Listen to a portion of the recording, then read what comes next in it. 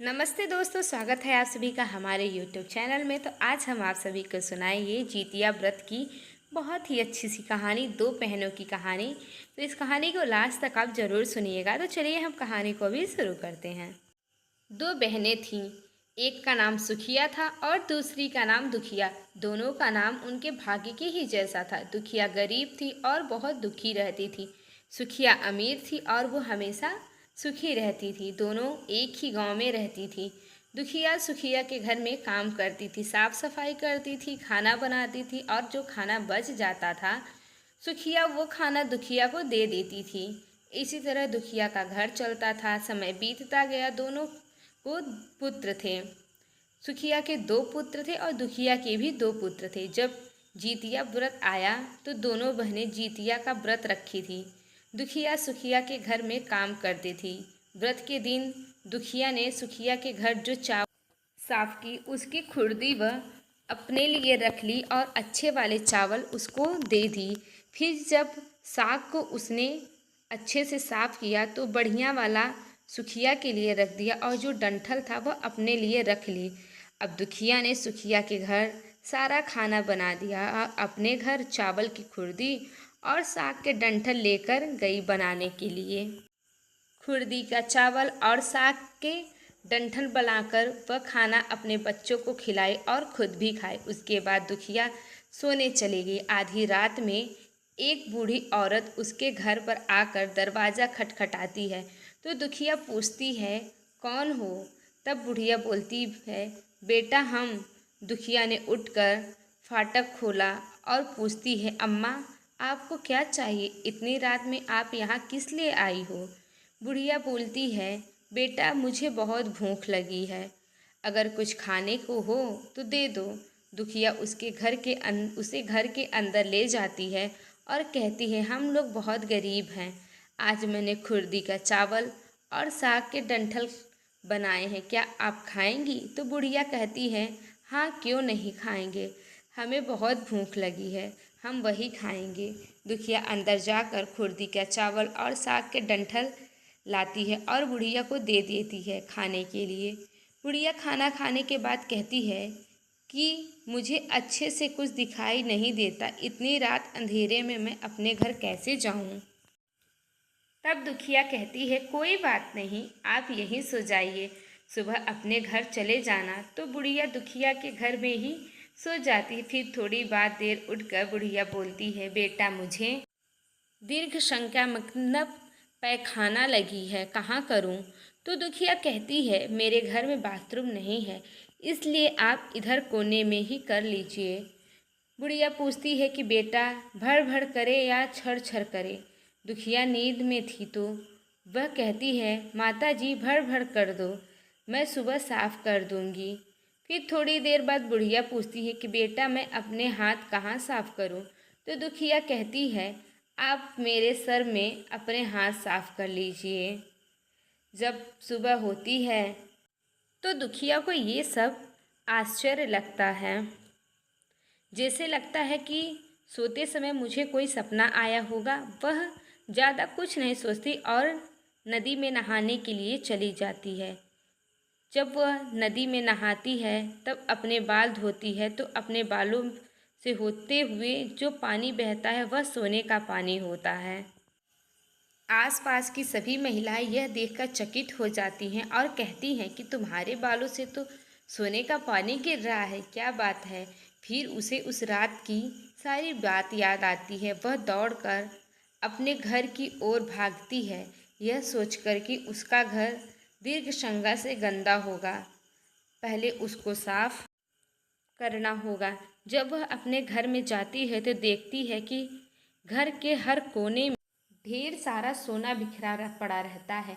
यह देखकर दुखिया बहुत खुश हो जाती है और सोचती है कि जीत मान बाबा मतलब जी मुतवाहन की कृपा से यह सब हो पाया। माता का रूप धारण करके मेरे घर आए और मुझे इतना ढेर सारा आशीर्वाद दिया। अब दुखिया अमीर हो जाती है और सुखिया के घर जाकर काम करना बंद कर देती है।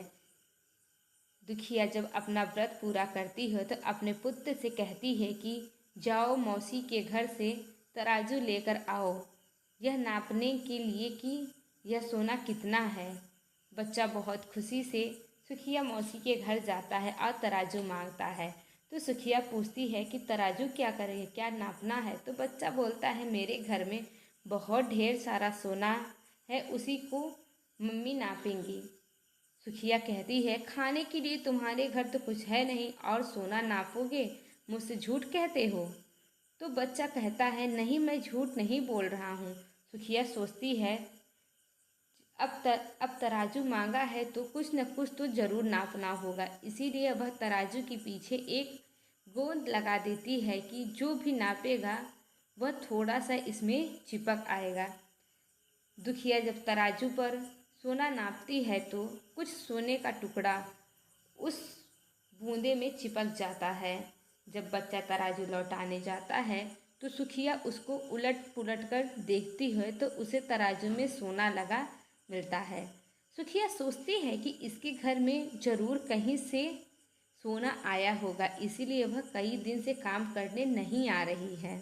उसके घर जाकर देखती है कि यह सोना कहाँ से आया। जब सुखिया दुखिया के पास जाकर पूछती है कि तुम्हारे पास कहाँ से इतना ढेर सारा सोना आया कि तुम तराजू मंगाई नापने के लिए, तो दुखिया उस रात की सारी बात बता देती है अपनी बहन सुखिया से।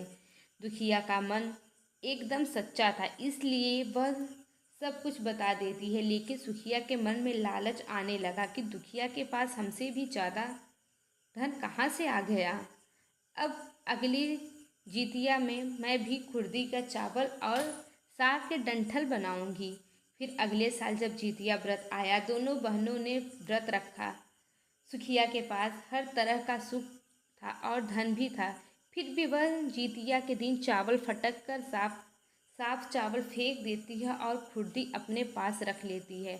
साग को तोड़कर पत्तियों को फेंक देती है और डंठल को रख लेती है और वही बनाई। खा पी कर पूजा पाठ करने के बाद सोने चली गई। फिर उसी रात में उसके घर में भी एक बुढ़िया आई और दरवाज़ा खटखटाती है। सुखिया उसका इंतज़ार कर रही थी। वह तुरंत दरवाज़ा खोलती है और बुढ़िया को अपने घर के अंदर बुला लेती है। बुढ़िया बोलती है मुझे बहुत तेज़ भूख लगी है, खाने के लिए कुछ दे दो। तो सुखिया कहती है मैंने खुर्दी का चावल और डंठल का साग बनाया है। तब बुढ़िया कहती है कोई बात नहीं, तुम वही दे दो, मैं वही खा लूँ। तब सुखिया परोस देती है। वह खाना खाने के बाद सोने चली जाती है। बुढ़िया बोलती है मैं घर नहीं जा सकती, मुझे दिखाई नहीं देता। सुखिया कहती है कोई बात नहीं, आप यहीं सो जाओ। थोड़ी देर बाद बुढ़िया फिर बोलती है कि मुझे दीर्घ संज्ञा मतलब पैखाना लगी है, कहाँ जाऊँ। तो सुखिया कहती है वहीं कोने में कर लीजिए। फिर थोड़ी देर बाद बुढ़िया बोलती है भड़ भड़ करूँ या छड़ छड़। तो इस समय सुखिया को याद नहीं आता है कि दुखिया ने क्या बोला था।